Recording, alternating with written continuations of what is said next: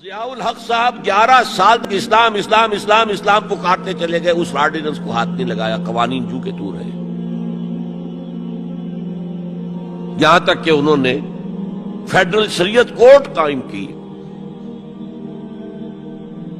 اور کچھ حسن کا ظن میرے بارے میں ہو گیا تھا، مجھے اپنی شورا کا رکن بنایا۔ پہلے انہوں نے وزارت پیش کی تھی مرکزی، میں نے کہا نہیں جناب، میں ایک تو اس کا اہل نہیں ہوں، کبھی ان میدانوں میں گیا ہی نہیں، حکومت کے کوریڈورز میں میرا آنا جانا نہیں ہے، میں اس کا اہل نہیں ہوں۔ ثانیاً اصل حکومت فوج کی ہے، آپ نے ہمیں کرنے کچھ نہیں دینا اور الزام ہم پر آئے گا، یہ ناکام ہوگا، اس لیے کہ اس سے پہلے کی ایک منسٹری تھی جس میں جماعت اسلامی اور جمعیت علماء اسلام کے وزراء تھے اور ان دونوں کو داغدار کر کے اس نے نکال باہر کیا تھا، یہ کوئی کام نہیں کر سکے۔ بھائی کام تم کرنے دو تو کرے، تم تو کہتے ہو میری کانسٹیچوئنسی تو فوج ہے، یہ تو فوج کو راضی رکھنا ہے۔ بہرحال میں نے ان سے کہا تھا یہ ہے 2 جولائی سن 82 کی بات۔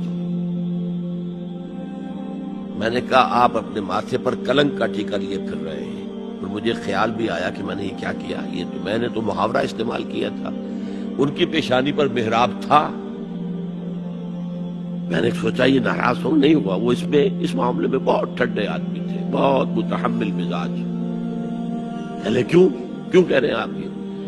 میں نے کہا دیکھیے آپ نے فیڈرل شریعت کورٹ بنائی، اس میں اپنے ہینڈ پکڈ علماء رکھے۔ تقی عثمانی کس کا چوائس ہے؟ آپ کا۔ پیر کرم شاہ کس کا چوائس ہے؟ آپ کا۔ ملک غلام علی کس کا چوائس ہے؟ آپ کا۔ اور اس کورٹ کے بھی ہاتھ باندھ دیے، ویسے تو یہ 2 بیڑیاں پہنائی تھی اور 2 ہتھکڑیاں، لیکن میں اس وقت اپنی گفتگو کے حوالے سے صرف ایک کا ذکر کر رہا ہوں، آئلی قوانین پر بھی آپ کوئی بات نہیں کر سکتے۔ میں نے کہا یہ کیا؟ یہ تو انگریز نے نہیں چھیڑے تھے ہمارے، اور بھارت کا مسلمان آج تک اس کی حفاظت کر رہا ہے۔ میں نے کہا دیکھیے یہ غلام احمد پرویز نے بنوائے تھے جو منکر حدیث تھا، اور اس کا اثر تھا چونکہ وہ گورنمنٹ آف پاکستان میں ڈپٹی سیکریٹری تھا کسی مرکزی بینک میں، وہ اس کے زیر اثر جو ہے ایوب خان نے وہ قوانین بنائے۔ اور میں نے کہا ضیاء الحق سے کہ وہ بھی زندہ ہے، ابھی زندہ تھے، وہ عدالت میں آئے ثابت کر دیں کہ کتاب و سنت کے خلاف کوئی چیز اس میں نہیں ہے۔ میں خوش، میرا خدا خوش۔ میں یہ تو نہیں کہتا کہ جو میں کہوں وہ آپ کریں، لیکن آپ نے عدالت کے ہاتھ کیوں بند کیے؟ کہنے لگے کہ پھر ان خواتین کو کون مطمئن کرے گا؟ میں نے کہا اگر آپ کا سوچ کا انداز یہی ہے تو یہ میرا استعفی حاضر ہے، میں آپ کی شورا میں نہیں بیٹھ سکتا، استعفی دے کر